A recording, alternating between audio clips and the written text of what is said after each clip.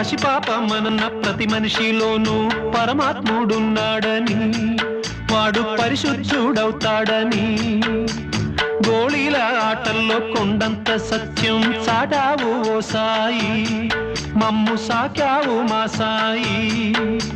వాసనలు వేరైన వర్ణాలు ఎన్నైన పూలన్నీ ఒకటంటివి, నిన్ను పూజించ తగునంటివి.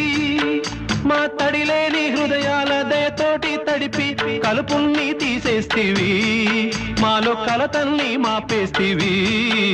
మా పాపాల తొలగించు దీపాల నీవే వెలిగించినావయ్యా, మమ్ము కరుణించినావయ్యా.